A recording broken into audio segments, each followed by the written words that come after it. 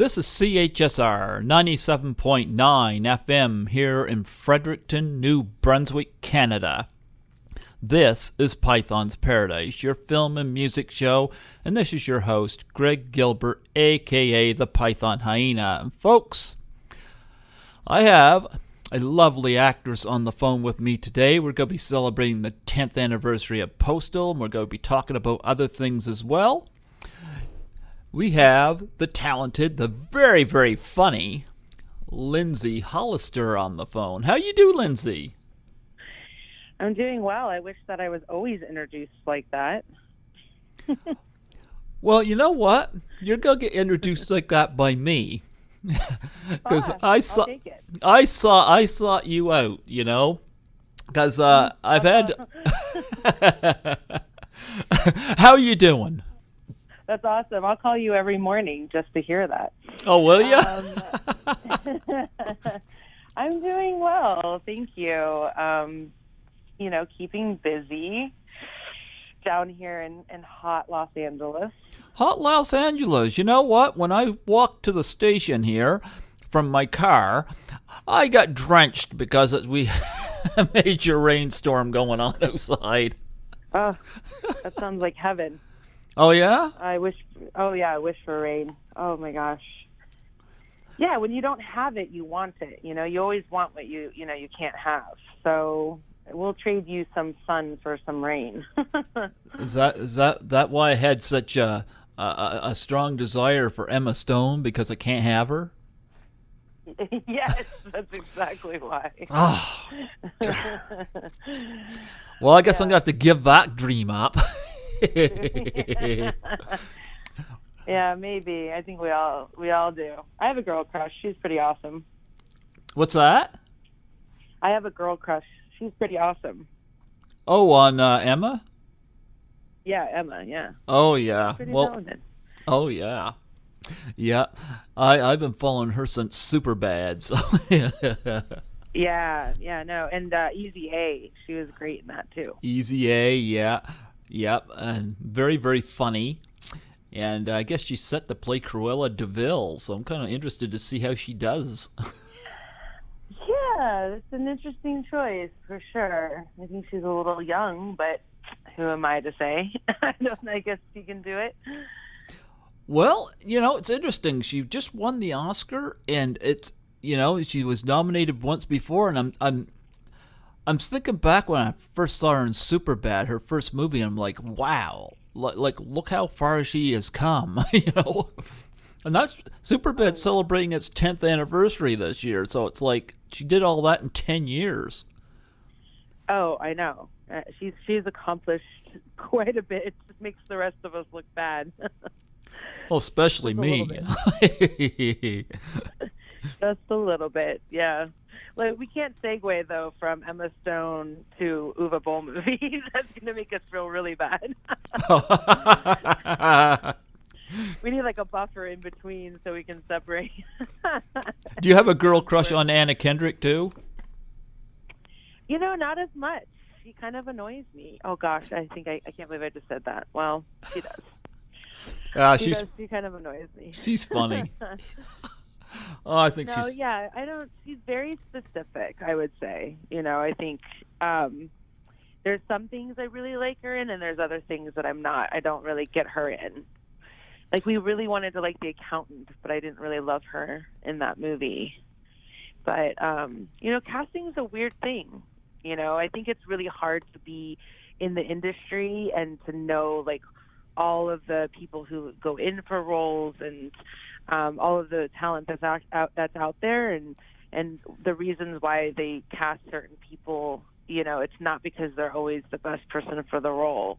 So from like an actor standpoint, that was the hardest thing for me to sort of learn when I first moved here. So are you telling me that Uwe Boll was not the right choice to play Hitler? No, that actually was pretty spot on. That was accurate, actually. You know what? I think that was typecasting right there. You know what's funny? Because I interviewed Uwe Boll 2 years ago, September, And I've heard so many bad things about his movies. I gotta say this: I have not seen House of the Dead. I heard that was bad. I heard Alone in the Dark was bad. You know, but I gotta say this: I did see Postal. And I saw Blubberella, and I loved both of them. I think he's at his best when he does satire. I agree. I agree with that. Yeah. I think he really actually is. Yeah, he's a lot more funny than we give him credit for. I mean, Blubberella, we can get into that because he can't take any credit for that besides the idea. But I think the idea itself was actually quite brilliant, and it's funny, we can talk about some other projects that are coming up with like plus size superheroes, but he was really the first one to sort of want to do it. I mean, or to put forward, the effort to do it. And it was actually at the Postal screening when he first mentioned it to me, the idea. Oh, yeah? Yes. And I mean, like, out of nowhere. I was just, I showed up to watch the film because I had a small part in Postal. Yeah, I know. Obviously, Yeah. you've seen it. Yeah. Oh, yeah. So, I've got Postal home on Blu-ray. It wasn't, I had a lot of fun. They actually, if you want to know all the background, which I'm sure that's why you called, so they really actually wanted me to play Bitch. I can say that, right? Or you can believe Sure, me, go ahead. Go ahead. That was the character's name, the wife. Okay. Exact. So I guess like the story goes that they were trying to get a hold of my agent. My agent wasn't returning calls, which was probably in my best interest. I don't know. Never discussed it. But so by the time, like, I want to say, like, the time it trickled down to, like, my management team that they were trying to get a hold of me to make this offer, it was sort of, like, getting late in the game, and they ended up casting somebody else. And I don't know if I'm not going to tell you I would have played that role, but I, kind of was not even an option by the time, this all sort of got to me.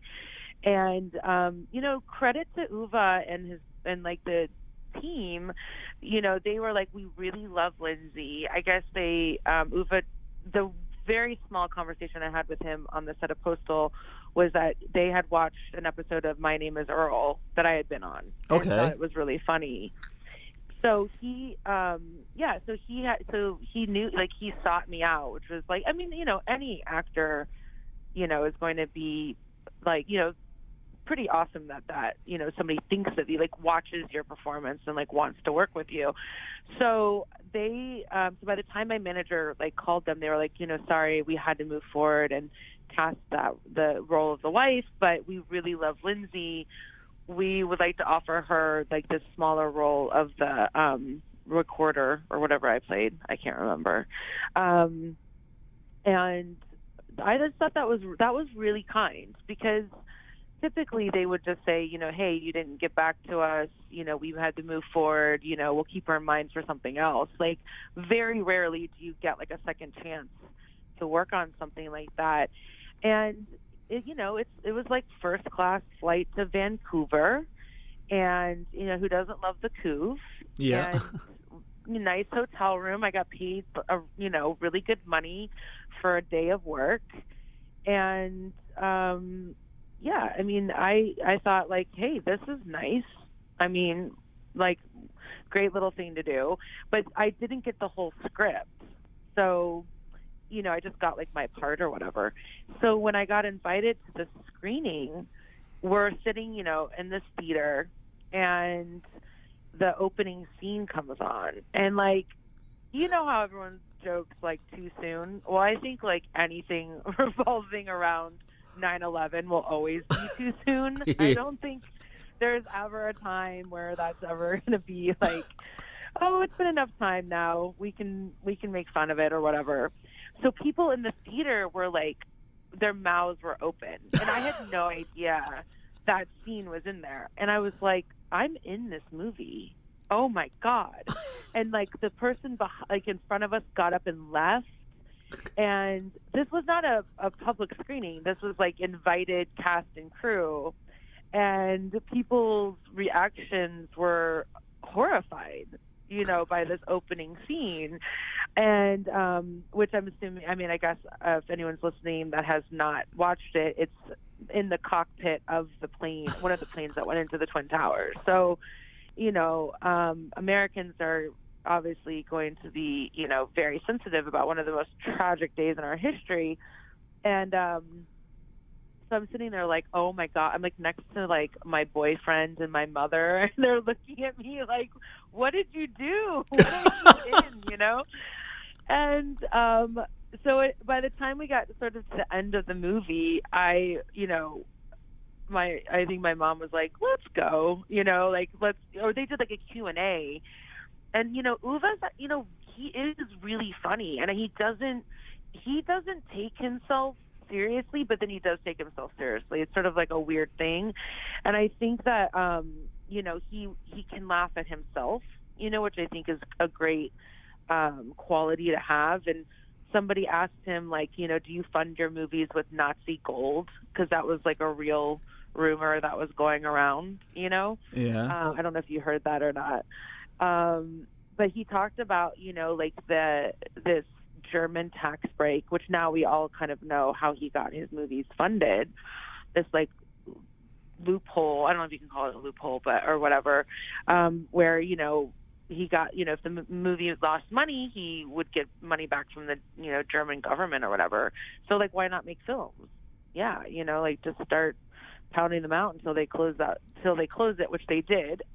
So I think that was when his career kind of came to a halt. But yeah, he was like really funny, and sort of, I think he, at that point, I can't believe it's been 10 years, and you're saying it's 10 years, but yep. I think he knew the reputation, that he had, and I think like he made a choice of like, I'm going to embrace it. I'm not going to fight it, like, why not? I'll be the worst director of all time or whatever. I don't think he believes that, but I think like he embraced it to a certain extent.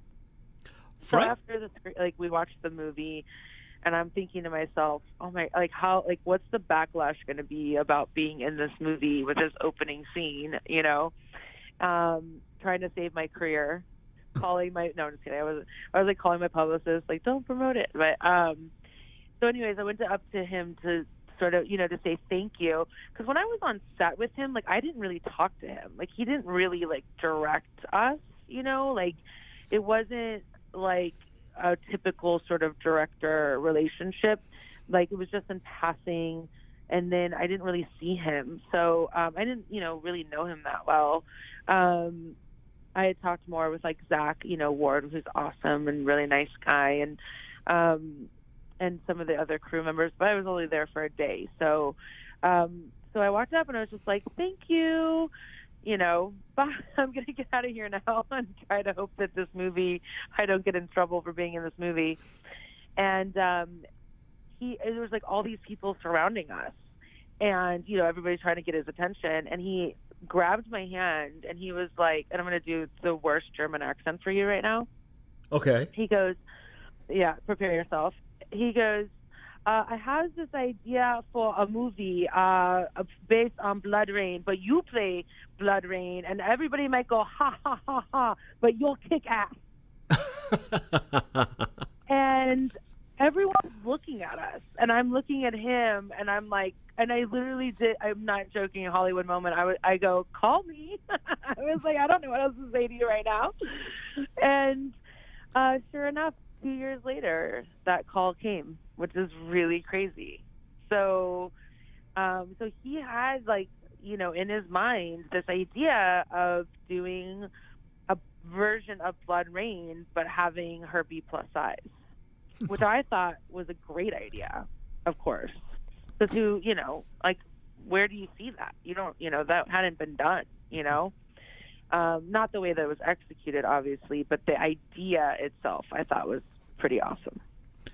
Well, I reached out to Uwe Boll in 2015, and he got back to me early in the year, but he was going to Germany, so he had told me to to email him when he got back in September. So I interviewed him in September of 2015.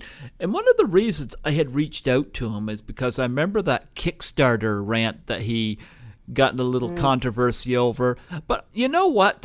Everybody was making fun of him, and yet I kind of related to him because I know what it's like to put an effort into something or work on something and have it all go to shit because people aren't supporting you. And I agree with his comments on Michael Bay. I'm no fan of Michael Bay's work either.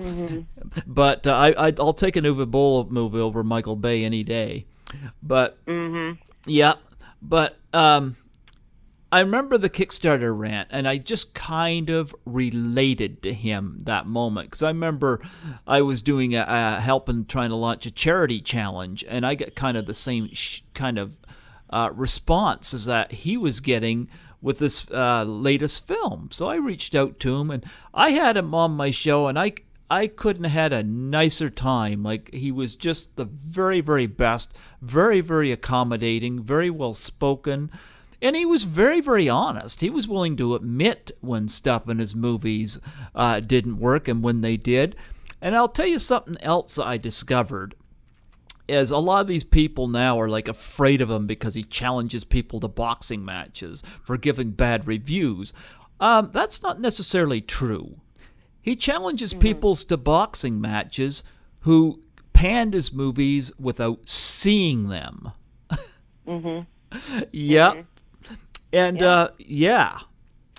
and I could relate to that because I don't know how many times I've read a review for Friday the 13th Part 3 where they say another group of camp counselors being hacked off by Jason. And I'm like, there weren't any camp counselors. There's a group of college kids going off to hang out at a resort, you know?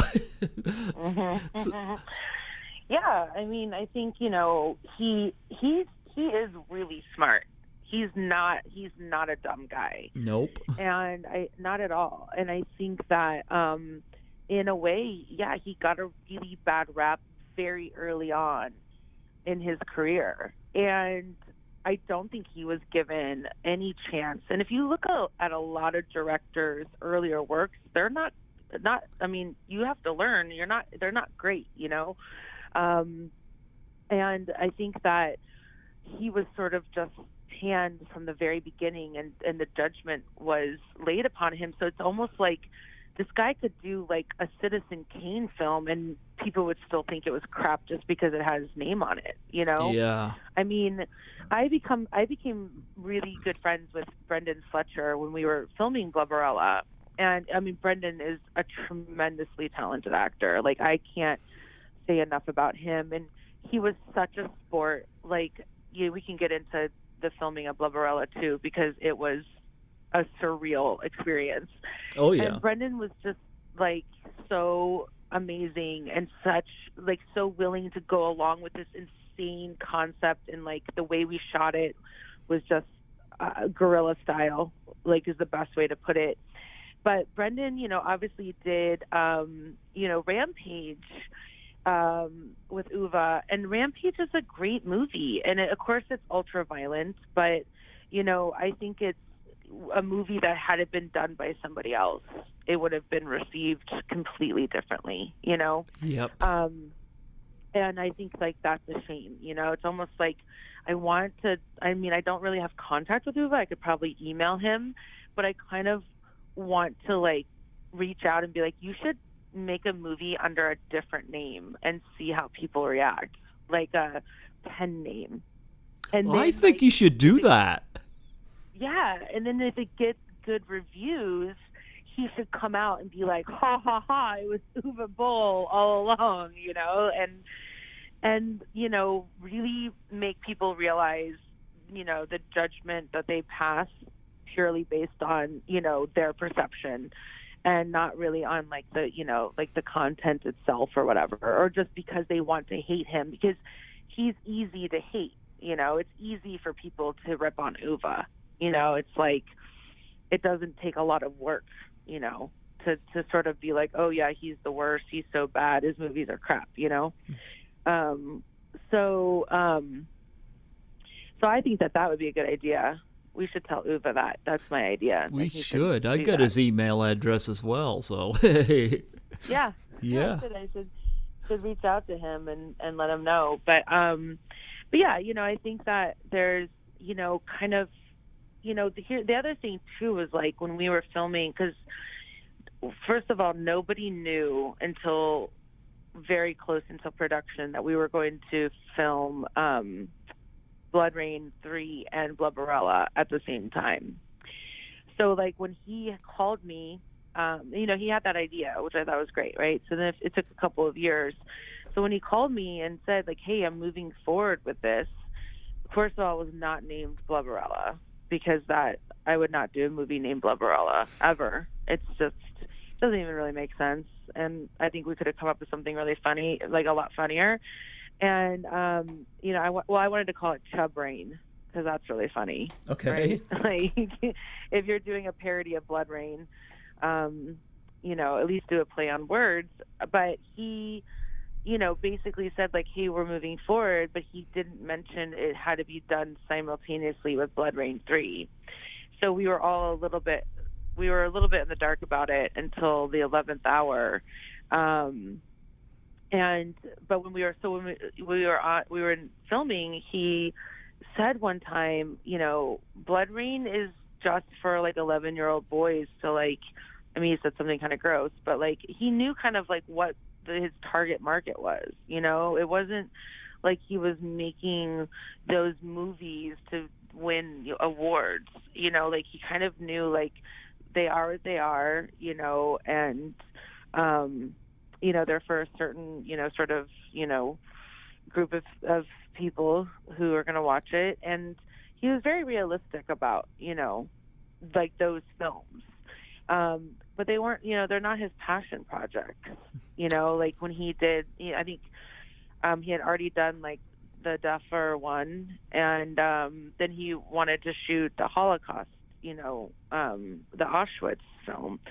So he sort of would, I think he approached like each of his films, he categorized them, the ones that were just like, these are just going to be, dumb blow off films for, teenage boys. And then these are going to be my art pieces, sort of thing. And, maybe that's like, the biggest thing is like in his mind that made sense, where I think, other people would say, well, try to approach everything you do as if it's going to be the best that you can do. But he just doesn't think that way, and I think like that's the biggest thing with him, is he just very much, has an idea when he's going in to film these movies of how much effort he's going to put into them. Does that make sense? Yeah. Actually, Yeah. I thought Postal was, in particular, done very, very well. I would actually give that a recommendation. I thought the whole Bin Laden, George W. Bush segment thing was them dancing off in the meadow hand in hand. I know what he was getting at there. You're actually my 4th interview from Postal, which celebrates its 10th anniversary this year. Had Uwe Boll on here. I've had Zach Ward on last year, and I had him on again on the 17th of this month. So just a couple weeks ago, I had Zach Ward on again. And I've had Jackie Tone on here last year as well. You didn't have any scenes with Jackie Tone, but I do know that you had a very, very funny job interview segment with Zach Ward where the chair wasn't quite working for him. What was it like to work with Zach? Oh, I thought he's great. He was fun. He wow. I mean, I guess it's been a while too, but like, no, he was great. I mean, I think he's obviously really funny and very comedic. Very comedic. He's very talented comedically. I mean, he has really good timing, and like, we were kind of put in a room. I just remember, like, it was, we were filming in like a big,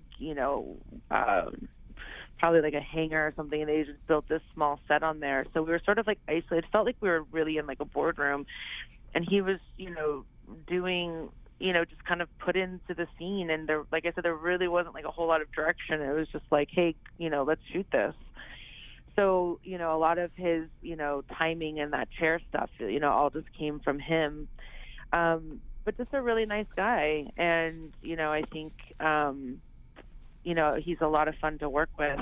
And, I wouldn't have anything bad to say about him. And I think that, I think there's a group of like Uwe Boll actors that like, they get Uwe. I mean, he works with obviously a lot of the same people, over and over again, like Michael Paré and Clint Howard, who obviously were both in Blubberella. Mm-hmm. And they just get him and they get Uwe's style of directing. But if you don't understand it or you don't work that way, like if you're an actor that really needs a lot of direction and a lot of guidance, you're not going to do well with Uwe at all, because he's not going to give it to you. So a lot of the, when you watch his films, you're watching the actor sort of getting able to do what they want to do, which is really fun if you have the capacity to do that, So he's, that's a credit to his talent that he's able to, go and play and just do what he wants to do and not, depend on the director, a lot in that sort of in the work, So, yeah, he's great. I would love to work with him again. Yeah, well, Zach was a perfect straight man for that, and he just totally sold it just because he played it straight. And, of course, Blubberella, you were back again, and you got to play the lead. Now, how did it feel to get to play the lead in a movie? Well, that's, that was the big thing, when people started talking about Blubberella, like, you did this movie, like, why? And like, well, first of all, like, there's a huge story behind it, and the story behind it's more interesting than the film. But so, we started with the first part of it was that I thought Uwe had a really great idea to have a plus size superhero. And obviously at that time, as a plus size, as one of the largest working actresses in Hollywood, which I was, there weren't roles like that. The ability to be, the number one on a movie, like the star of a movie. I mean, who would turn that down? Like, exactly. I was so excited about it, and like the opportunity to be able to do it was, I mean, it was great. And at that time too, when Uwe had called, we were in a huge slump. We had just had the writer's strike, and the industry changed, and jobs were not available, and everybody was scrambling. I had actually been out to coffee with a fellow actor when Uwe had called. I missed his call at first. He called my home phone, and I was talking to my friend about, like, what are we going to do? Like, because I had been working pretty steadily and, had some good roles under my belt. And, then all of a sudden it kind of came crashing down, and the jobs just weren't there, and everybody was scrambling to find work. And I get home, and, Uwe's like, hey, we're moving forward. You would be the lead of this. I mean, it would be insane to have turned it down. I mean, would have never turned it down. And like I said, it wasn't just about the money. Like, yeah, the money's good. Uwe at that point paid his actors really well. I could totally see why people would work with him time and time again. And but it was not just about the money. It was the ability to star in my own film, and I may never have that chance again, and I took it. I wish it hadn't gone down the way that it did, because I don't think that film was given the chance that it should have been given.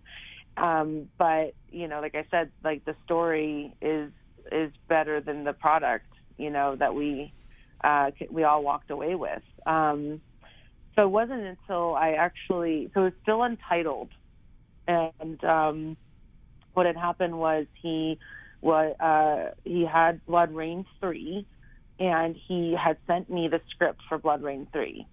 And he said, we want to do basically like a parody of this film. And I was like, okay, great. I mean, like, I think parody films are great. You know, I mean, there's a place in the market for parody films. You know, people love them, right? Yep. And so he sent me the script. He goes, go through the script and just write down any way that you would make it more funny. You'd make it funny, the funny version of it. And I was like, okay. So I just went through and like jotted down a bunch of notes, you know, of like how I would make this scene. If we were doing it a comedy, how would I make it funny? And, you know, his writer on that, I guess I just assumed would be writing the movie, the comedic version. So I sent it back with like, you know, my notes. And we were kind of prepping to go to Croatia, you know, which is in the middle of winter. Which is kind of, you know, obviously like filming far from home and, you know, getting everything, you know, sending measurements and everything, because there was a lot of like, you know, prep that the wardrobe, you know, people had to do to get everything to Zagreb, which is where we filmed. And like at one point, I remember asking him, because we didn't get, so I still didn't have a script, you know, back, but we were like maybe like a month out. And I figured, you know, it was coming soon. And so I remember that I was talking to him about something, and I said, who's going to play? Because I knew it was going to be the same characters from Blood Rain 3. We were just going to write a different script with like the parody version. So I knew the characters were the same. So I said, who is playing the character of that Willem Bellet ended up playing?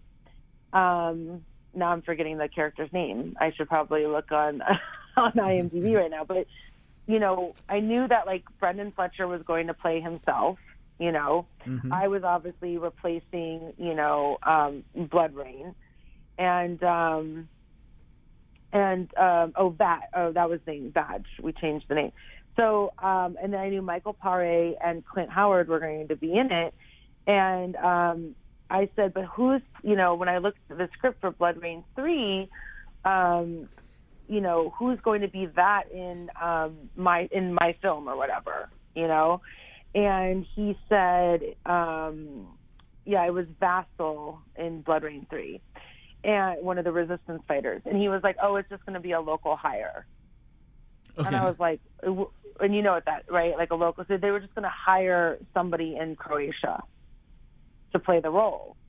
And I was like, well, no, like that's one of the main characters. That's like my sidekick, you know, like how I envisioned it. There's, you know, Brendan Fletcher, it'll be me, Brendan, and then like this character, like it can't be a local hire, you know, like I don't know the talent pool in Croatia, but like, you know, this was like such a big part of, you know, the story that I was like, we can't have it be just like a random person that we meet when we show up on set. So I don't even remember why I thought of it, but I pitched my friend Willem Bellet at the time, because, and then Willem went on to win like or to be on RuPaul's Drag Race, and he has, you know, like a bunch of other things. Like he just did the new the remake of A Star Is Born. And Willem is like one of the funniest people that I know. And so I called Uwe back and I was like, I need you to hire Willem to play this role. Like I need him. And, you know, like Willem is a gay boy that, you know, had made a nice career out of dressing as a woman. You know, he's not transgendered, but, you know, he was, you know, basically, working mostly as like a drag queen, you know, / performer. And so, this is where I should have sort of known I was a little bit in trouble, was Uwe said, well, can he play straight? And I was like, well, I mean, not really. I don't know, maybe. Why? And he was like, well, he would have to be in Blood Rain 3. And because he was not going to cast somebody for Blood Rain 3 and then have somebody different in that role for Blubberella. And I thought that was kind of weird, but like I was like, okay, I guess you're, trying to keep the, cast budget low. And so he agreed to like let Willem play that role if Willem flew himself out there. And I was like, oh my God, I don't know if I can ask Willem to do that. Like that's pretty far, and so I was like, well, let me run it by him. And like Willem is just totally game for anything. He's the guy you take on any adventure. And he was like, yeah, I've got a lot of miles. I'll go out. I'll probably fly first class. And I was like, okay, great. Then let's do this. So like that moment of getting Willem on the movie probably saved the entire thing. Because so we show up in Croatia. We still don't have a script, right? Mm-hmm. And I'm like, which is unusual. I'm not going to say that it's not, but I thought, okay, maybe it's coming because we got out there probably like a week before we started filming, just so we could prep. We could do wardrobe fittings and all the stuff we have to do. And so we go to a table read, and in the hotel that we're staying in, and we sit down, and there are bound copies of. It's Untitled Superhero Movie was the name of it, right? That's what he had told me it was. Okay. And we sit down, and I open it up, and it's literally Blood Rain 3 script with my notes in it that they made into a script. And I was like, we are in such trouble. Like, there was no script. And I just, like, looked around the table, looked at Willem, and went, oh my God, like we are in so much trouble. We don't have a script. And like, and that's what blew me away is because like, if I had been told like, we're going to go based off of notes, like I would have rewritten scenes back at home. Like I would have done any, like I had started sort of writing as, a way to stay creative. And I've done, a lot of improv and sketch comedy, and I've written stuff. I did my own web series. I've, short films. Like I could have done something more than just, I thought I was just giving another writer notes, and they were all bound together as like a script, like a shooting script. And I was like, oh my God, like I am halfway around the world, away from my family, away from my reps, like, and I have no script, and I'm shooting in a week. Wow. So yeah, and that's what a lot of people I think don't know at all, is that we walked into this situation like completely blindsided by this, which was obviously totally normal for Uwe. I have no idea. And so skipping forward, Willem and I would sit in my hotel room every night with you get the little sides from production for what you're shooting the next day.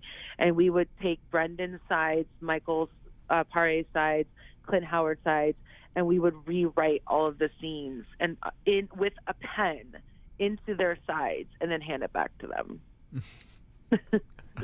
And that's like the basis of how we shot Blubberella. But the other huge thing that started happening was that, he was shooting Blubberella or Blood Rain 3, and then we would wait for like that scene to finish, and then we would come in to do the funny version because we're using all the same, set and extras and same cast except for me, and we started Uwe very, very early on started running out of time, to have a 30-day shooting schedule to film any like action film is very short amount of time, let alone when you're trying to film two. So there would be days that I would show up and then sit around and wait, and then they'd be like, we can't film this scene. And I was like, but if we don't film this scene, there's going to be a huge gap in my movie because the scene needs to be there to move the plot forward. And they were like, oh, shrugs. They're like, and so we go back to the hotel room and try to focus on the next day and hope that we could film our scenes, for Blubberella. Well, what became Blubberella. Yeah, I watched Blubberella over last weekend, and to get a sense of things, and I thought it was a very, very funny movie. Great idea. I especially loved the Precious scene. The controversial Precious. Yeah, he wanted us both to be in blackface. Oh, it's a good thing you didn't go there. I refused. Oh, yeah, no, I refused. I said, absolutely not. That's not happening. That was an almost walk off the set kind of moment, And so, that kind of stuff would just be kind of thrown on us too, But yeah, that was the only part of the film that deviated from Blood Rain, was sort of those, bedroom kind of home scenes. They did build that set for Blubberella, and, obviously hung a lot of fake sausage and everything in the fridge. But yeah, I mean, that's, the thing, Uwe said, once it was done, that there were 45 minutes that were actually really funny, and there's 45 minutes that are the worst you've ever seen. And I was like, well, that's because we were, we didn't have time, and we were cutting scenes left and right. And then when Willem and I were not on set for some of the scenes with Michael Paré and Clint Howard, they didn't know what to do. They just improv'd and just did whatever. They had no idea what they were doing. There was no guidance. And they're not really comedic actors are known for that, kind of thing. So they were doing their best, to, do the scene, but do it, in a funny manner. So that's, that was the big thing was I was imagine this movie and how funny it could have been if we had a real script, a real shooting schedule, and we weren't, this B team running in to try to shoot, our scenes at the end of a day where they're shooting Blood Rain. And the other major thing too, for people obviously, who are listening or who don't know the movie industry, you obviously do scene, several takes of a scene, obviously. People have seen, behind the scenes or, outtakes or, whatever. So, it's not theater. You get several chances to get a scene right. And because we had no time, we would walk on, we would be able to rehearse it one time for the camera, because the camera needs to know where you're moving and what you're doing. And then we would get one shot rolling, and that was it. And I mean, that's why I said it was total guerrilla style. We were just shotgunning this thing, run on, do a quick rehearsal, shoot it, run off, wait for the next scene, So I always tell people, it's never going to make you like the movie just because you know that, but at least you can understand why there's scenes that don't make sense, or somebody has a different accent, or I don't know, there was just it was just crazy. It was total chaos. It was absolute total chaos. Oh, but that was the one part I was going to tell you was one of the first nights that we got there, we all went out to dinner, and Uwe told me that he only got Blood Rain funded, Blood Rain 3 funded it because he promised to deliver 2 films for the price of 1.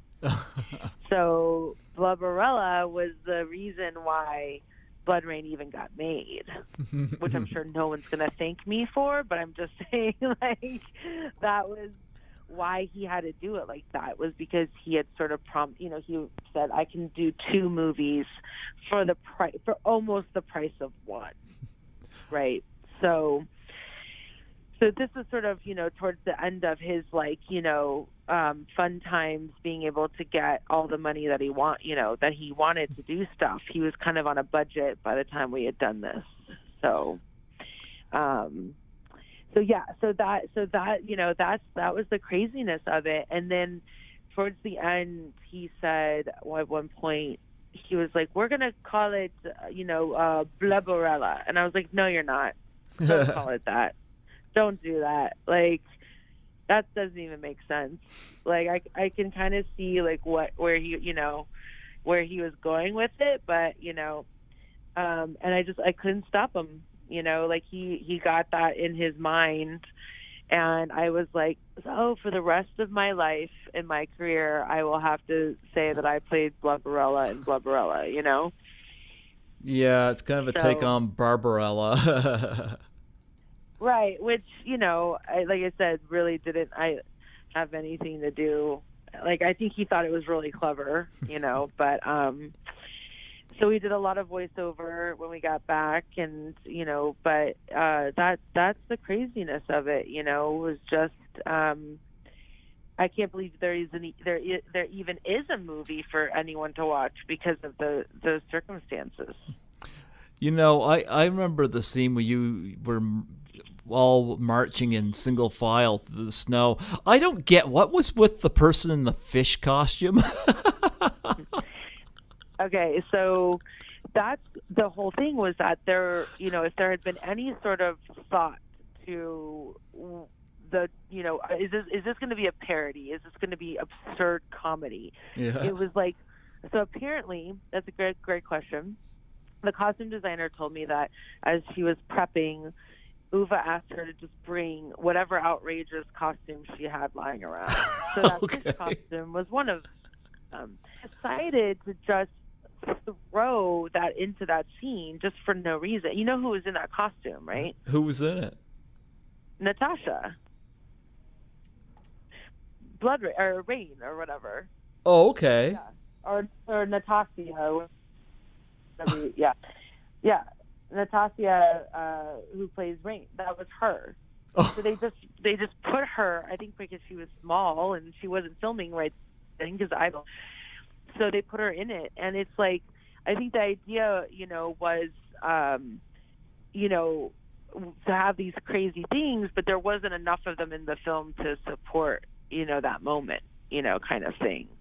But it was just supposed to be like this weird moment where there's, a fish. Sorry, my dog is barking. Where there's just this fish walking along, behind us, just something that doesn't make sense in order to supposedly be funny. So we just chalked it up to German humor, But that's, and then in the scene where, Uwe's playing Hitler, we were improvising like crazy. And you guys were on a computer too, like. Yeah, well, that was the whole thing. It was so funny when people pointed out, that wasn't historically accurate, and I was like, "You're watching a movie called Blubberella. I don't really think that we're adhering to any sort of accuracy, And yeah, people didn't understand that, but that was part of the whole idea of, this is absurd. This is ridiculous. This is like, Airplane. This is supposed to be, a movie that Leslie Nielsen did, where it's just weird, they're rolling around in giant condoms, The Naked Gun.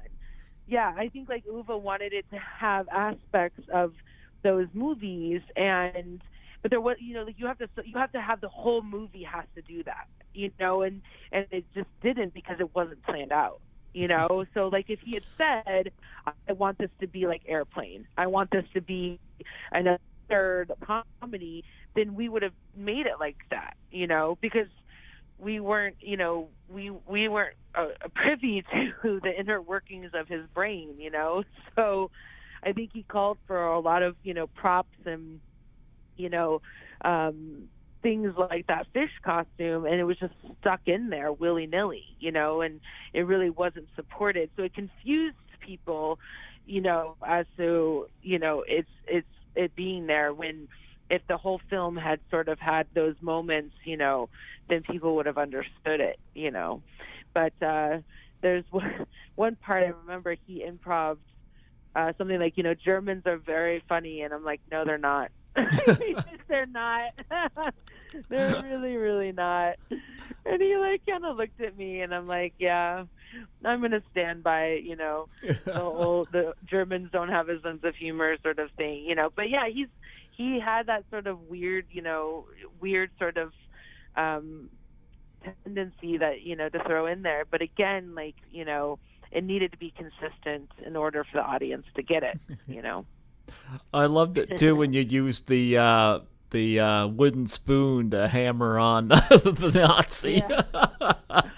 Oh my gosh! And then there was some pig, like a squeak toy pig that was floating around the set, and it showed up in one of my scenes, and then it showed up in one of Michael Paré and Clint Howard's scenes. Like just like ridiculous.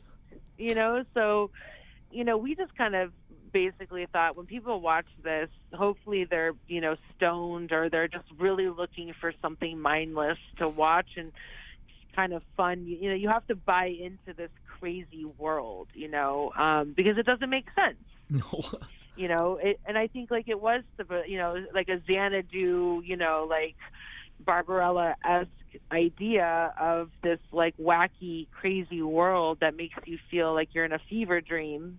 But again, because it was inconsistent, the audiences were more confused than, and just kind of chalked it up to this is like really crappy,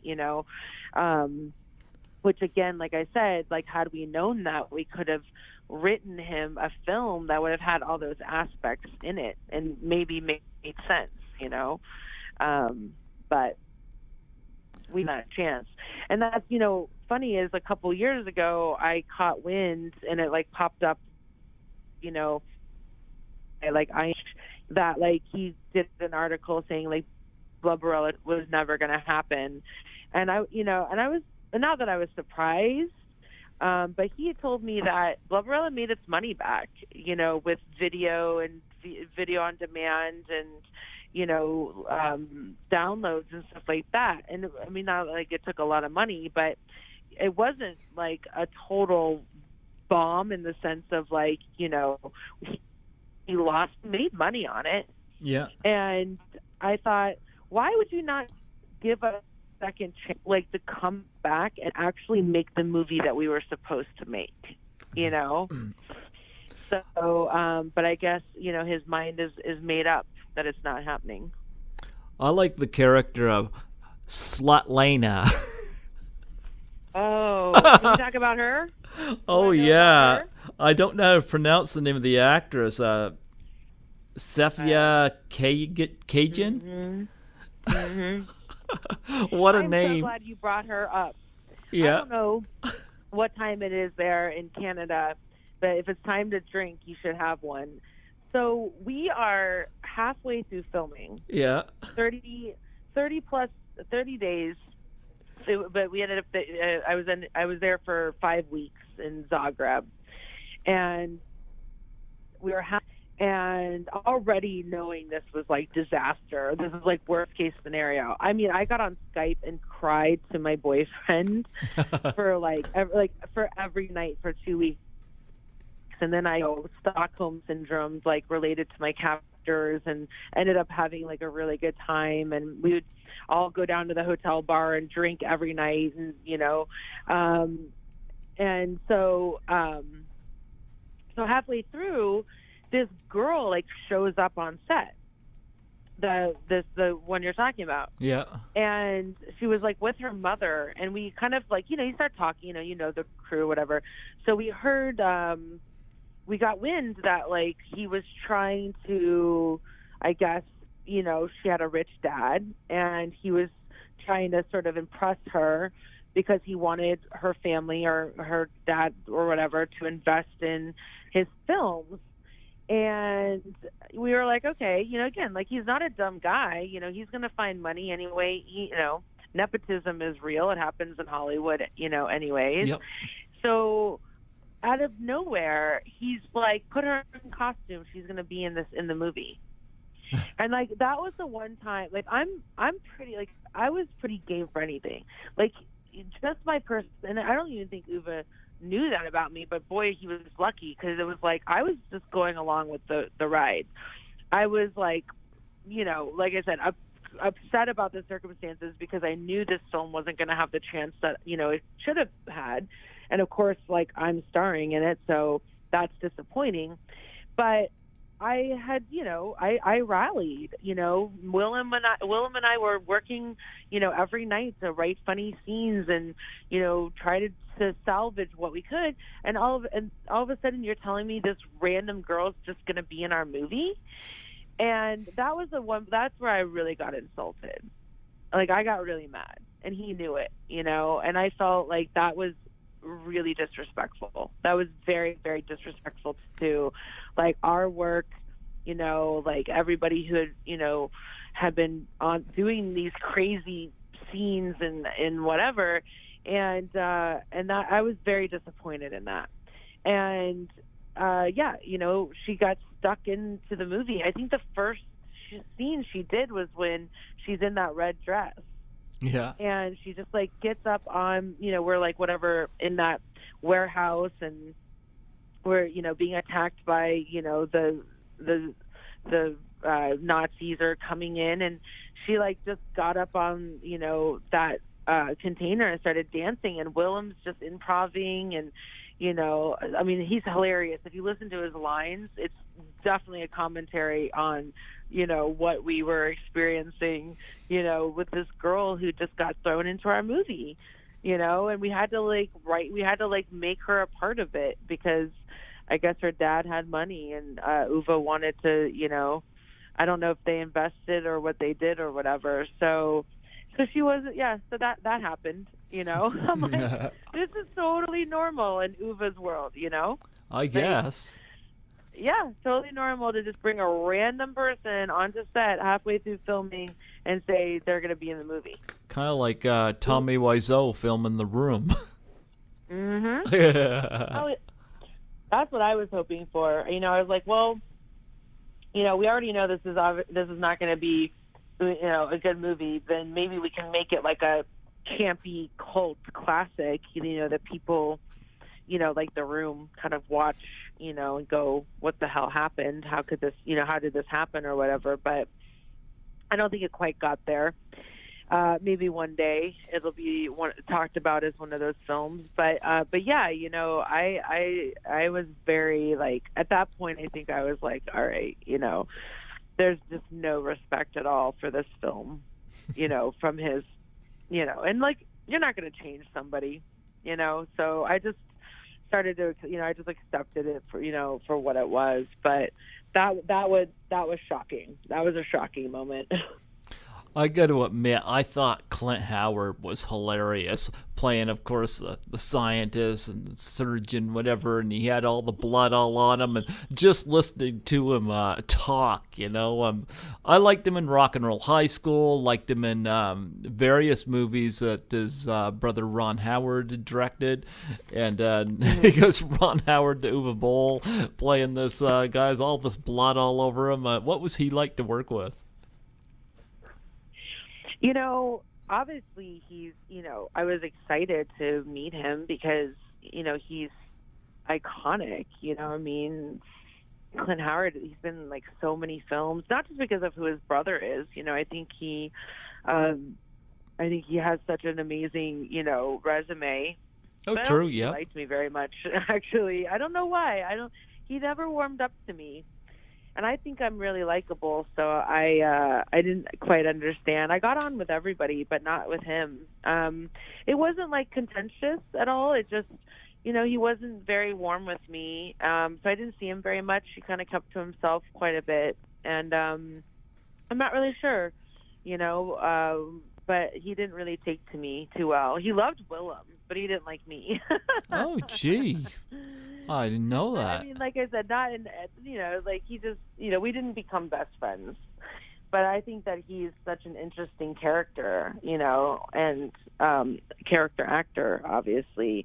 And I think he had fun. I think he had more fun. But, maybe he just was uncomfortable, too. Everybody was just sort of going along with this insane ride. I know it was really hard, like, on Michael, too, they didn't really know what they were doing, and they were sort of out of their element, you know. Mm-hmm. So I get it, you know. So it is what it is, but I don't. Clint ended up friending me on Facebook, and we've had some conversations since the film. So I don't think that he has any sort of hard feelings, but we definitely weren't really friendly when we were on set. You know, it was just sort of like, you know, hello and, you know, goodbye kind of thing. So yeah, you know, I think that they worked with Uwe before, and Yep. this film was, you know, this shoot was so hard because of the two movies and going back and forth for them. I think everybody was just, you know, a little on edge the entire time because it wasn't as easy. I don't want to say easy. Filming's never easy, but you know, it's so complicated to have to switch back and forth, you know, every day, and you know, not really know, you know, what we're going to be able to film, you know. Mm-hmm.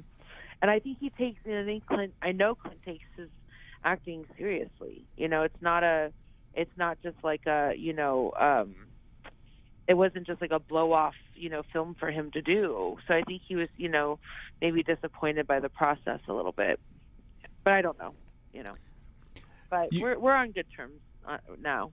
He told me like Uwe had retired and, you know, was running a restaurant in Vancouver recently. So I don't know if that's still true or not.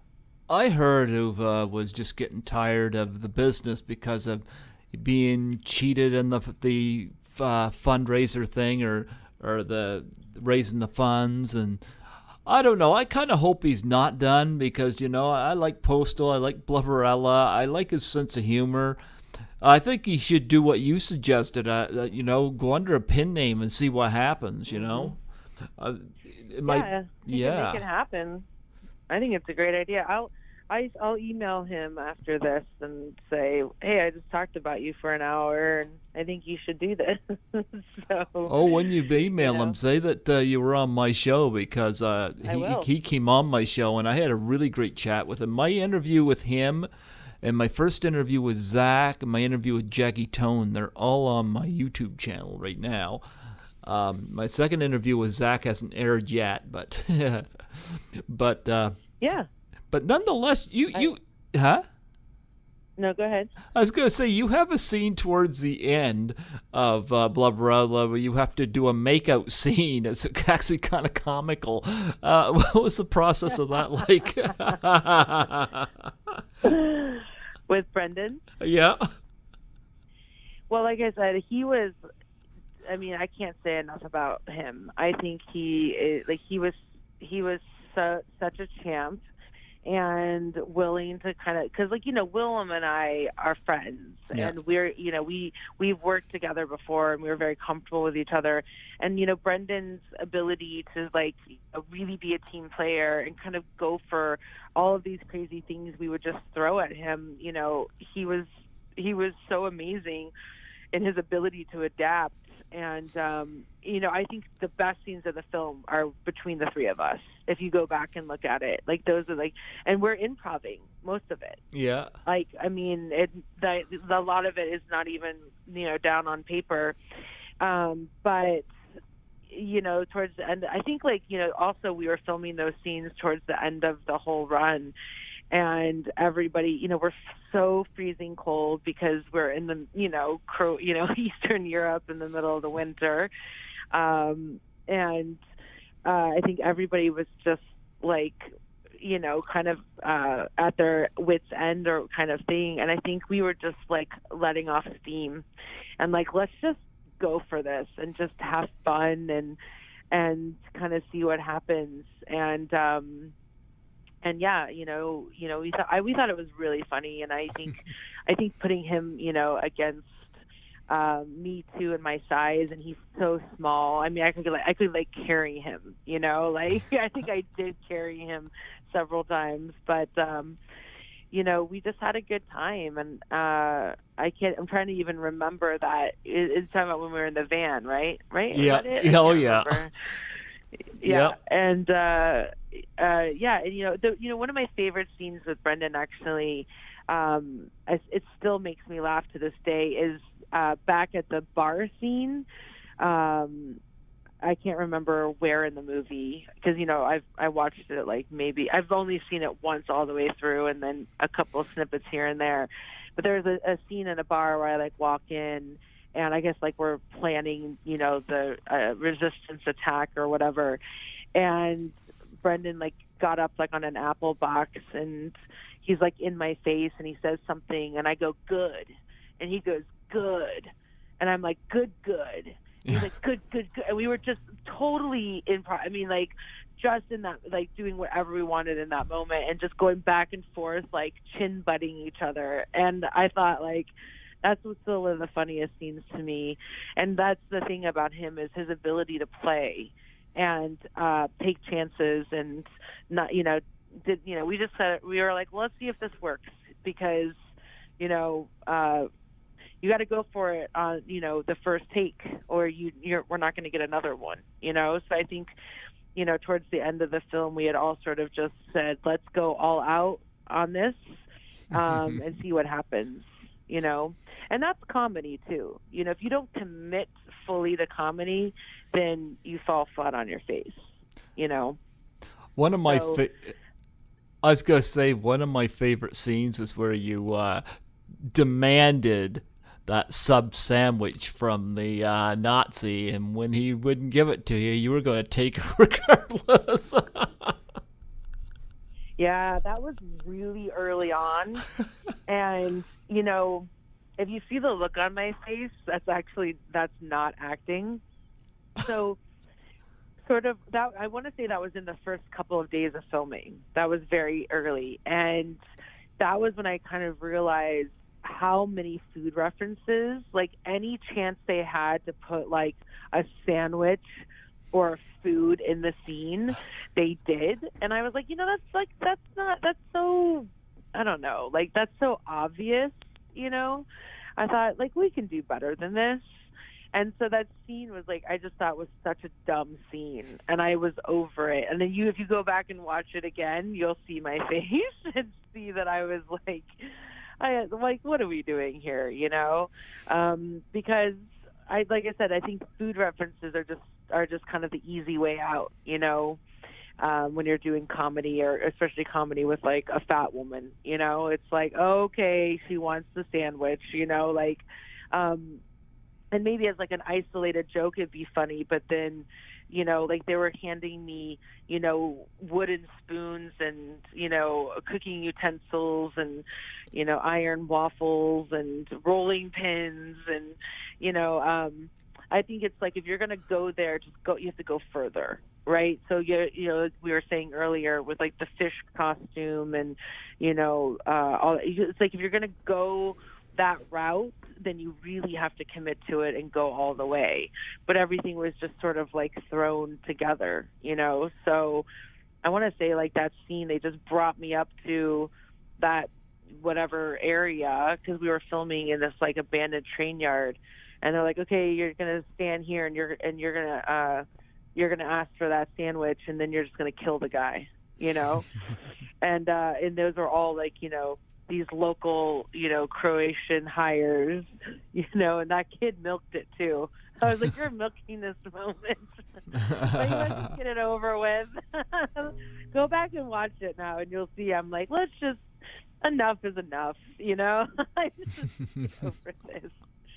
And then it like cut to like some like fake head or something like on a stick, So yeah, there's definitely moments where you can see like the looks on our faces, and you can tell it was like if we were completely over it and kind of done with the process, But yeah, it's funny that there's so many people that say, that they think it's funny. And I recently had this woman write me and tell me that her daughter, she has a 13 or 14-year-old daughter who gets bullied a lot. Okay. And she watches Blubberella, and it makes her laugh.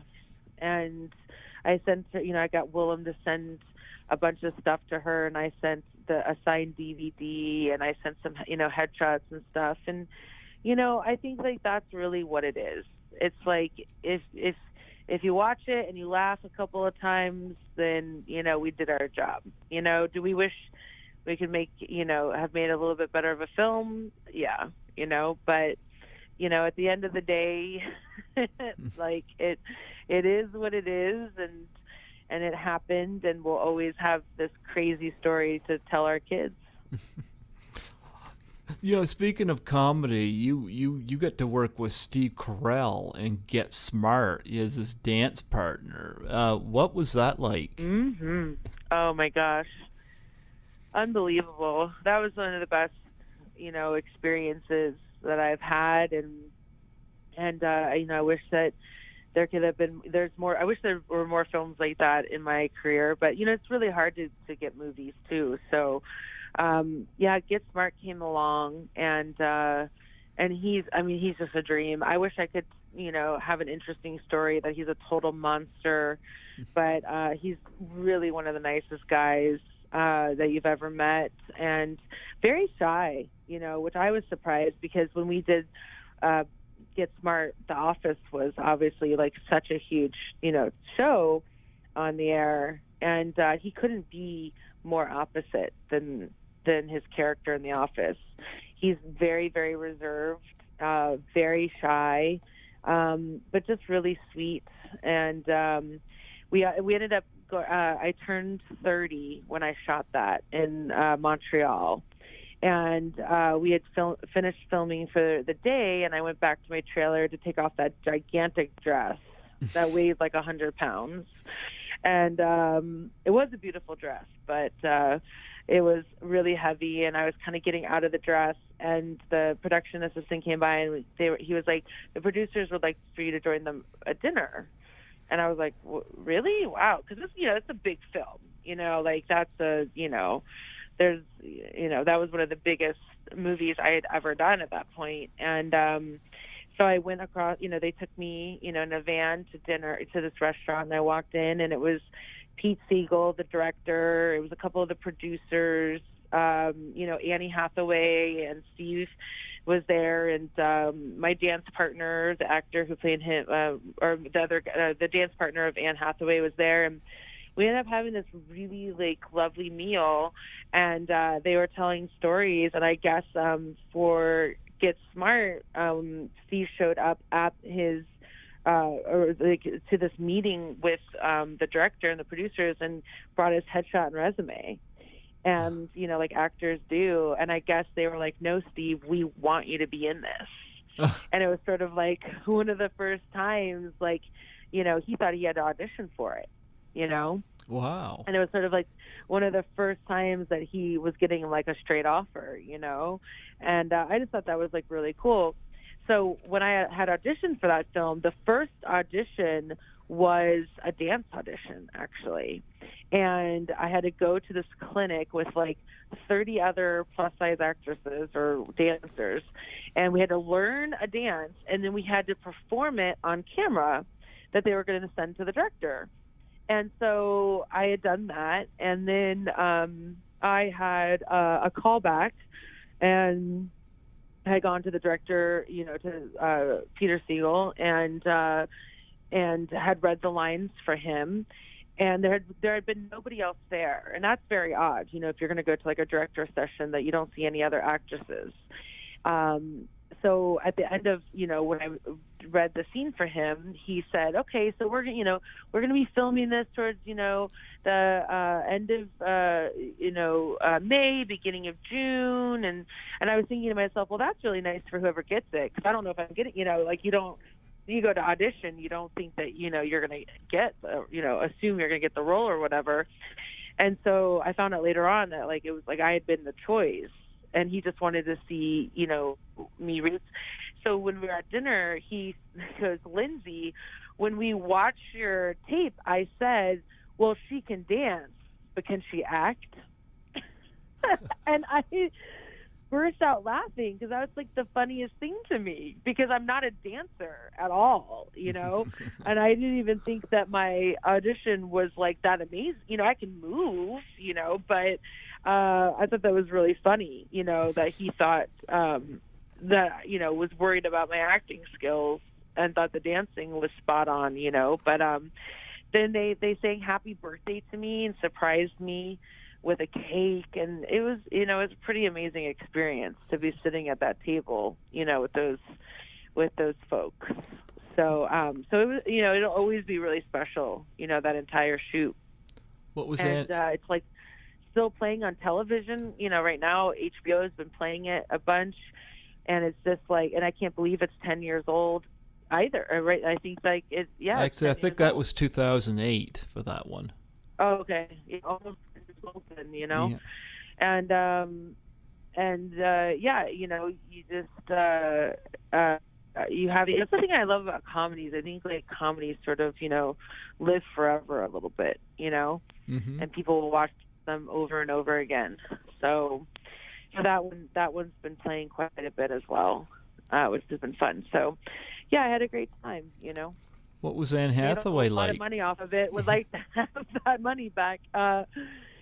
She's lovely, and I had felt bad for her all during like the Oscar thing, because remember she was sort of saying these like, like you really like me, like kind of moments, Mm-hmm. and people were sort of ripping on her for the way she was behaving and thought it was very disingenuous. But she was really, really nice and very down to earth. Like at the wrap party we had back here, we had a huge premiere party in Westwood here, and at the at the after party, she invited me to sit with her at her family's table, and really treated me like a friend. And she was like, I wish you lived in New York, we would hang out. And she was really, really nice. I mean, they were both like, I had been on set with TV stars who had bigger egos and were more rude than the two of the biggest stars in Hollywood, So Wow. that was, that's an eye-opening thing there too. Oh, cool, yeah, I've been on sets where people just act, horribly, and they're so entitled, and Steve wasn't as famous, I think, as he is now, but he definitely was like on the rise. And of course, Anne Hathaway, Annie was known, and they both acted it's very humble, like no entourages. Steve actually brought his stunt double up to Canada as like his assistant so he could keep working, which was really nice. Like they're very, very kind people, and so I really enjoyed, working on that, because there was no egos involved. Everybody was just really, really easy to work with, and that's not always the case, And which that is that a had Alan whole Arkin other and show. Terrence Stamp and Dwayne Johnson in it as well. So a big cast. Yes, I didn't get to work with The Rock, but I wish I had. I really wish I had. But yeah, no, it was a great cast. I liked it. I mean, people say it did. I don't know why they never made another one. It was sort of in development for a while. I mean, Get Smart made over 100 million domestically. Like it didn't do poorly. I think it just wasn't like, enough of warrant maybe another one happening or whatever. But so many people like that movie, just another like, enjoyable comedy. I don't think it's not going to go down in like the best comedies of all time, but I think it's a decent, it's a nice solid film. Yeah, you got another couple of films I wanted to ask you about too. One is Some Guys Who Kill People with Barry Bostwick and Karen Black. What was that like? Yeah, that was just like a really dark little independent film. I didn't have a huge role. Working with Barry was awesome. My now husband was a huge Rocky Horror Picture Show fan. I've had Little Nell on here 2 years ago. Oh, cool. Yeah, I mean, that's classic. Yeah. Classic film. Yep. And like, I never, like, when you work with celebrities, you can't like geek out on them or fan out on them. Like they're working. They don't really want, kind of deal with that. And, my husband, we've been together a really long time. I've been on a ton of sets. and he never asked for anyone's autograph. And as I was walking out to my last day on that movie, he shoved his special edition DVD of Rocky Horror in my hand, and he was like, "Get him to sign it." Did he? And I said, "Barry," like, I pulled him aside and I said, "I'm so sorry to do this. I never do this. Please do not be upset. But my husband used to take Rocky Horror and put it into a different sleeve, or he like taped it, and then he hid it into a different VHS sleeve when he was a kid, so his mom would not catch him watching it. And he's seen it, over 100 times, and he's a really big fan." And Barry was like, "Oh," and of course, like, he was very tickled by that story and was very, very gracious to sign the DVD. And but you never know how they're going to act. No. I mean, you never know how celebrities are going to respond. Like I said, I've had bad experiences with, and like, I've been on set and I've seen, bad behavior and bad reactions. And so I've always liked to just, do my job and not ask for much, and, and leave it at that. But he was very, very kind, and he did sign the DVD, which now we don't even really have DVDs. So, everything's digital. So, I guess I was lucky to get it signed back then. But yeah, that was just like a dark little independent horror film, and it didn't get a lot of attention, but it had a great cast. What about Puff Puff Pass for Mickey Pfeiffer? Yeah, right. So many people ask about that, and it turned into obviously this like pot film, and it was called something else when I booked it. I'm trying to think of. It had a different title. It'll come to me, and they changed it to this Puff Puff Pass, which I thought really just kind of degraded the entire film. I had a great time. Again, I love doing movie. I mean, it's really hard to get movies, like I said. So I think every movie is sort of a gift. And even though I have smaller roles, I think, I've always had something interesting to do, which obviously in that film, if you've seen it, you know what I'm referring to. Mm-hmm. There's like a nice ball gag scene in there with Danny Masterson. But I'm always willing to kind of do whatever it takes for the laugh, and I thought it was funny, and why not? But yeah, no, that was Mackay's directorial debut, I think, and I don't know what he's done since, but he treated us all really well. We went to like a huge wrap party at his house, and then he invited us to his Christmas party shortly after. I mean, it was a few months later, and yeah, it was a lot of fun, because those big group comedy. I mean, like another great cast as well, So I haven't seen that in so long. But it's funny. There's people ask me about that probably the third most. Oh, really? Yeah, because they want it.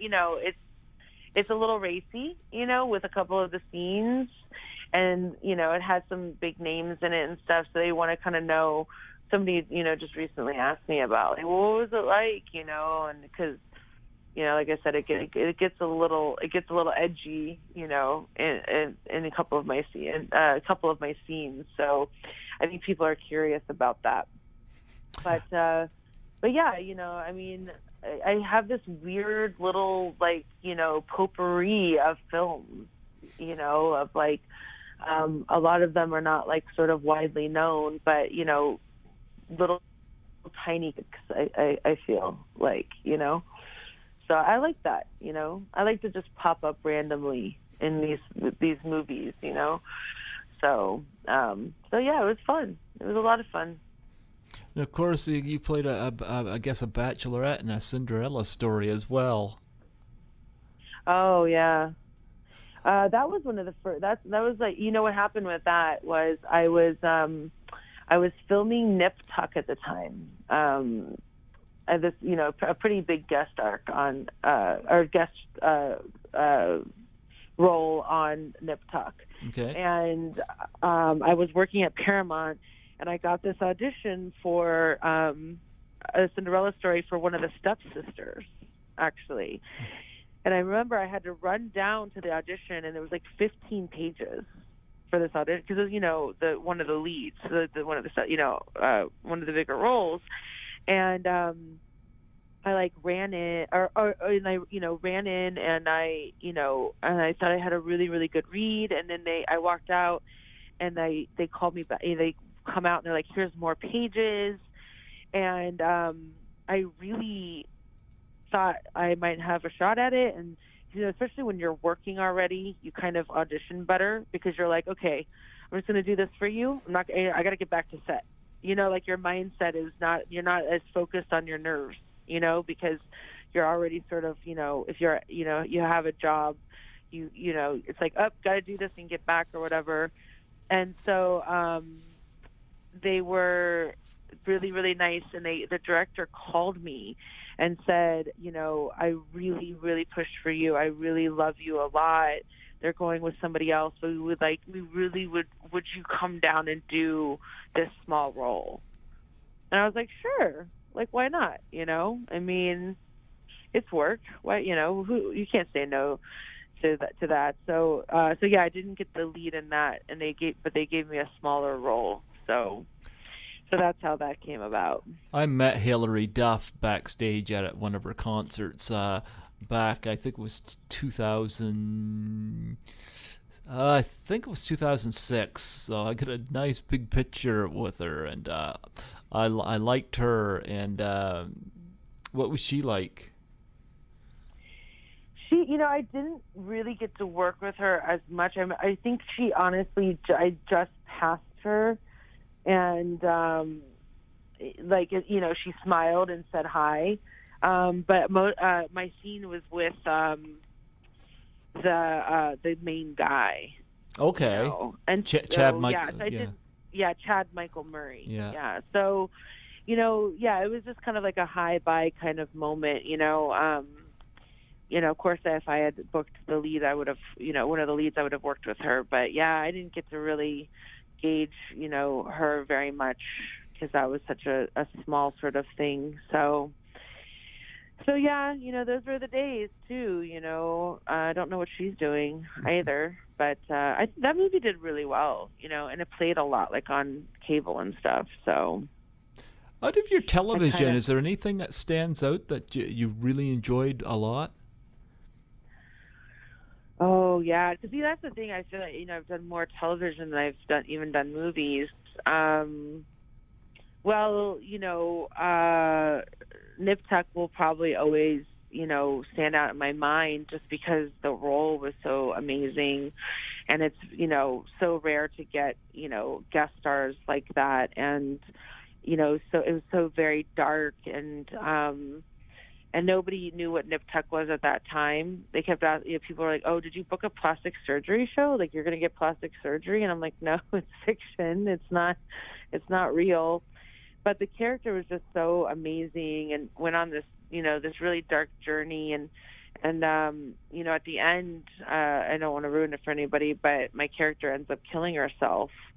And they put me on this set, and she's sort of like sitting on the floor of her apartment, and it's been this whole storyline of how she wanted to get a bunch of plastic surgery before her class reunion, and she's a manic depressive, so like they won't give her the surgery, and it's like all these things sort of happen. And so at the very end, they have this scene where my character's sitting on the floor of her apartment, and her wall is just covered with magazine images of women from magazines.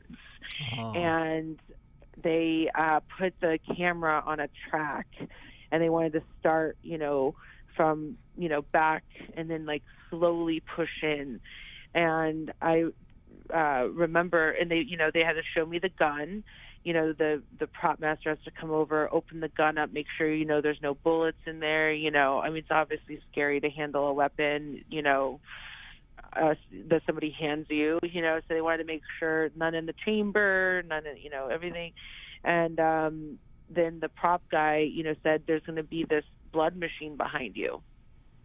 And we're going to squirt, we're going to projectile this blood as if it came from your head up onto these magazine pictures. And I said, okay. And he goes, now listen, I don't want to tell you that you don't have, that you don't have more than one take, but if it takes more than one take, then we have to take down all of these pictures and reset this entire wall.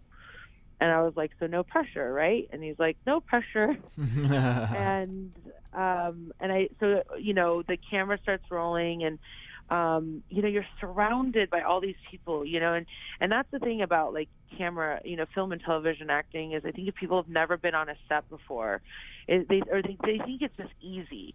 And it's like, you're supposed to be in a moment completely different than what's going on around you.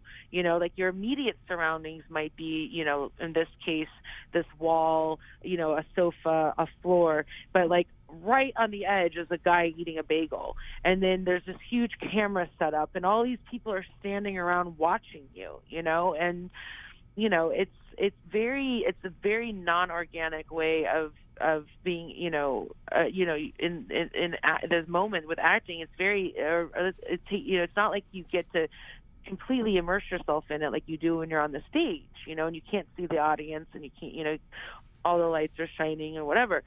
So, so I sat there though, and I like looked up at that wall, and I just really started to think about, how our society, obviously puts, out all of this propaganda of like what is beautiful, Yep. and not necessarily what most people think is even, or like not necessarily what everybody thinks is beautiful, but what we're told is beautiful.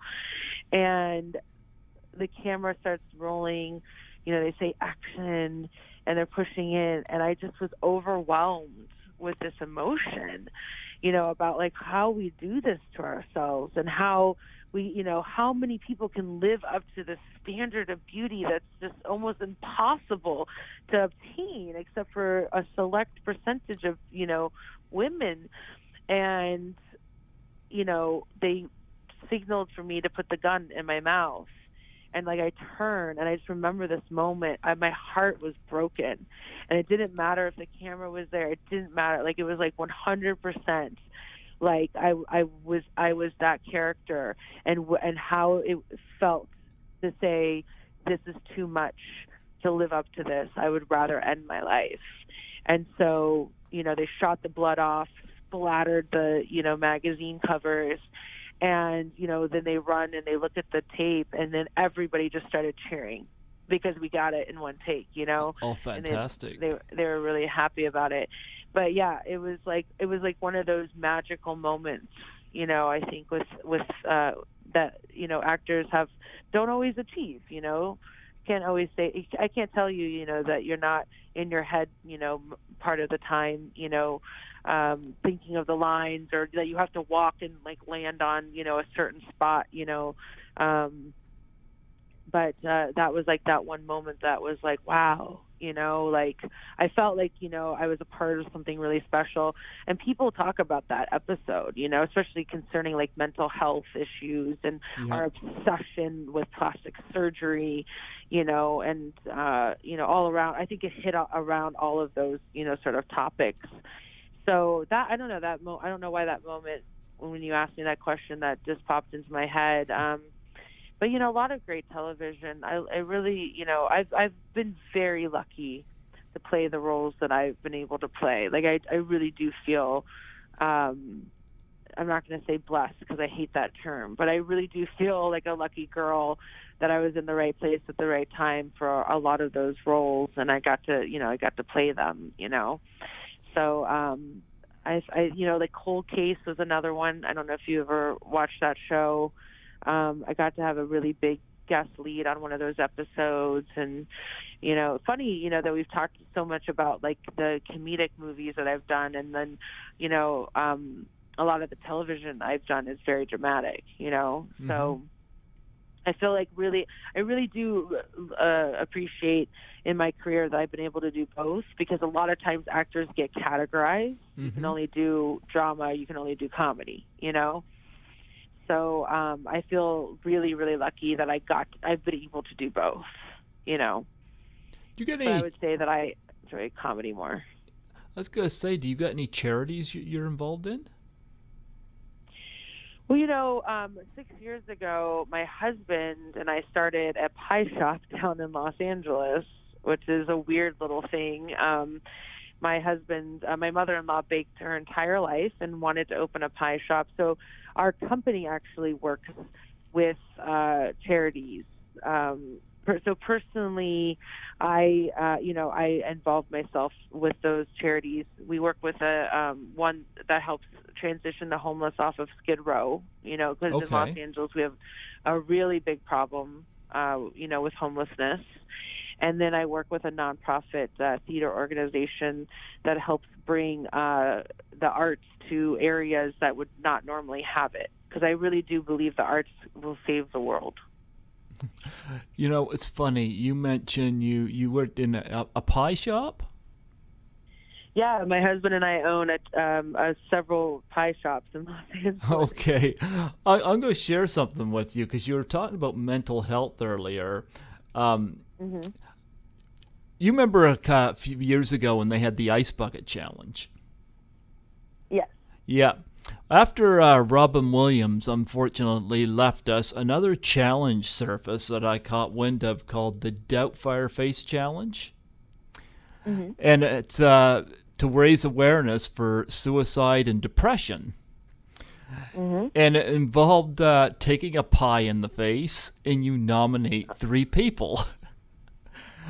And I did this challenge, and I sent through the nominations out to people I've interviewed, and I've had a good response to that, even from an actress who was in one of the Friday the 13th movies. In fact, I may have a few of the horror film alumni that taken part in this, but. It's interesting you mentioned pie shop because You're going to ask me to put a pie in my face, aren't you? well, if you want to do it, I'm trying hard to see if we can get the industry involved the way they did the ice bucket because it was such a huge thing. Oh, yeah, like viral kind of thing, yeah. I've never heard of this, but I am definitely down to do it. Do you send me the details? I will definitely send you the detail. I know when I originally wanted to do it, I really wanted to, as I mentioned to open the interview, I wanted to nominate Emma Stone, but I was like, and she'd be perfect for it because she's comedic, But I was like, jeepers, I don't know if I could get that to her. But I did go after the people that I had interviewed because I'm still connected with a lot of them, and I must have had a good half a dozen or so of them that have responded, including one from the UK. And I've gotten more confident about issuing it out, and I've had a few, including a former Miss USA that hasn't done it yet, but she is going to do it. I just got to keep at her, but I've been told by her and her people that, yep, she's going to do it. But, yeah. Well, I do have access to pie. Yeah, for sure. Well, probably, for a lot of people, pie. Are there? I don't know if do they do just like a container of whipped cream? Because I think with the ice bucket thing, it was just easier to get water than it is to get a pie. Do you have to do an actual? What are the stipulations? If you just use cream pie, if you can use anything you want to.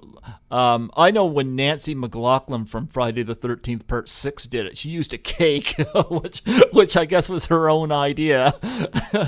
But I've had most people just use those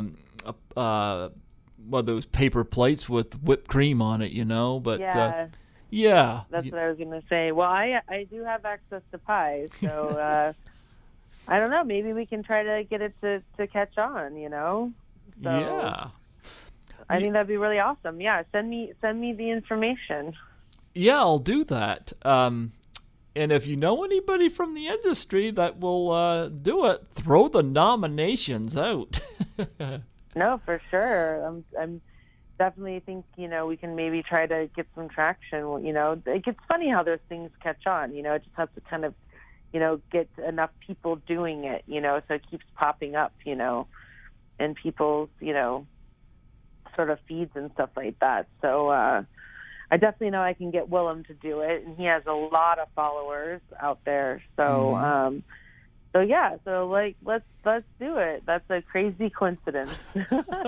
Well, you mentioned pie shop, and that just hit me. And you mentioned, of course, mental illness there when you're talking about your role where your character committed suicide, and it was like, and it just kind of hit me. I said, I gotta bring this up.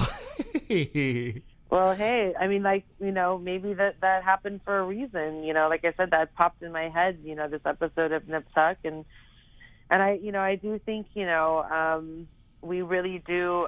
Our country does not put any focus into mental health, and I think that's a crime. True. And I think that it really, it's something that people feel ashamed of, but most people, everybody has. Our brains are chemicals, and I think a lot of people suffer from depression, anxiety, and we have these spinner things down here now that people are doing, these fidget things. I don't know if you've seen them, where you I've heard of them. Spin this thing in your hand. And my mom is a teacher, and she teaches elementary school, and all these kids are coming to school with like weighted blankets and anxiety, sort of I guess that they get helps with anxiety to have these weighted blankets, and it's a real thing, and it's a real, these are real issues, and a lot of people do suffer from various forms of to say mental issues, and we keep it in the dark, we keep it in the shadows, and people don't talk about it. And I think that's a real shame. There's no reason, for people to not share their stories and make it less of, a shameful thing. It doesn't have to be shameful, and that's why, maybe that, like I said, I'm glad I brought up that episode of Nip Tuck, because it was like people suffer in silence all the time, and they feel very alone, and it can drive them to do, horrible things like, shoot up movie theaters, or they hurt themselves, which hurts all of the people around them. So if we just talked about it more and we gave people better access to mental health, that's also one of the reasons why I love working with Skid Row Trust, the charity I spoke of, is because their facilities that help transition people off of the streets provide medical and rehabilitative services on site, because so many people on Skid Row have mental issues. Yeah. A lot of them have addiction issues as well, but it stems from, mental illness, and they're not receiving the help that they need. And, and that's why I love working with an organization that understands to really help people. You can't just it's not just about a roof over their head and food. Of course, that's important, but it's about the mental care, and to feel supported and to get people back on the right track, So I'm a really big advocate for that, I think everybody should be in therapy. Like, why not have somebody to talk to? Absolutely. Right? Yep. I mean, why is that shameful? I don't know. I have a therapist. She's lovely. Mm-hmm. I get to talk about the things I want to talk about for an hour, and I don't feel alone in them, and it is hard for people to talk to their, spouses or their friends, because there's always an opinion involved in that, where like if you can talk to a neutral person, they're able to listen and sort of give advice based on, what they think is best for you, not what's always best for them, So I love it. Let's throw some pies in faces. Yeah, Can also help promote my pie shop. Well, I'll be like, you have to get a pie from the Pie Hole, Los Angeles. Well, you know what? I pitched this out to somebody on Facebook the other day. Was put this thing out. about suicide, and I sent him the link to the Doubtfire Challenge, and he was going on about the fact that that the Ice Bucket Challenge, so many people did it and they didn't know what it was about. And I said, yeah, that may be the thing. It might be trendy, but here's the thing. The Ice Bucket Challenge still made millions of dollars, regardless. And it's funny because I didn't know what ALS was until this challenge, and somebody close to me has got ALS now. So when that took off and did well, I was like, you know what? And plus, I grew up, I loved the old pie in the face joke. It was one of my favorite jokes growing up, and all that Nickelodeon stuff. So I thought this would be. I think it's actually kind of safer than Ice Bucket, to be honest, but a lot more fun to watch. So and delicious. Well, I remember when after. Well, I remember when I first was going to do this, I was going to nominate like Emma Stone, Anna Kendrick, people like that I thought was funny, but I thought, well, that might be just a little too high up. I'll start with the people I'm talking to and see if it'll get way out there where maybe it might become a phenomenon. And it's funny because when Nancy from Friday the 13th Part 6 did it, before just as I pitched it to her, she said, it's strange. She said she was in the UK on vacation. She said they were talking about this on the news. And I was like, what a coincidence. Yeah, I mean, I haven't heard about it till now, but this is how you affect change, is talking about it and trying to reach as many people as possible, So I think it's wonderful, and I think it's a great cause, and I think that people would be interested in it. And I think, these are all, with sorry, yeah, I kind of lost it there for a second. Like with what's going on in our country right now, it's so relevant, know, and people are feeling, these, people are feeling very, very anxious, and I think, we're talking, right now about canceling, health care and no mental health care for millions and millions of Americans. Oh, wow. When we have nothing but statistics that show that, the tragic, the huge, tragedies that have occurred have been, domestically, a lot of them have been linked to mental health issues. Like I said, the guy who walked into the, Dark Knight screening and killed all those people, and, it's like, Columbine, and it's like, why are we not talking about this? And in fact, we're not only are we not talking about it, but we have an administration that wants to completely eliminate care, for millions and millions of people. And so I think it's a really good time right now, though, too, that people are very aware, that this is, going to be taken away. Access to health care and mental health is on the verge of being eliminated for, like I said, the majority of Americans will be left with nothing, like no coverage. So I think it's maybe also a timing thing that could be really good for it, because I know a lot, everybody I talk with, everybody's just going like, what's going on? Like what's happening right now? It's just tragedy. It's just tragic. And it, it's really unnecessary for us to be, in 2017, saying we can't have access to, mental health care. It's just ridiculous. Like, what does it take? Like, how many more innocent people have to be killed by somebody who's suffering from a mental illness before we do something about it? Exactly. But, if it doesn't affect you or affect your family or you personally, people just tend to turn, the other way, which is really sad to me, So, anyway, so that was my soapbox. I'll get off my soapbox now. You probably stopped recording like 20 minutes ago. Well, I appreciate you accepting the challenge. And like I said, if you know 3 people in the industry that will do it, you throw those nominations out. See if we can get this aim high. Yeah. And I know a lot of casting directors too, so if they catch on to it, the people, their actors and stuff that they can get to as well. So let's try. I don't know. I mean, I can't make any promises, but I do love a challenge. Okay. Well, one last thing here. Where can people reach you? You got a web page, or I know you get a Facebook. I did put up a sort of professional Facebook page. My manager told me to do it. It's under Lindsay Hollister, Lindsay with an A.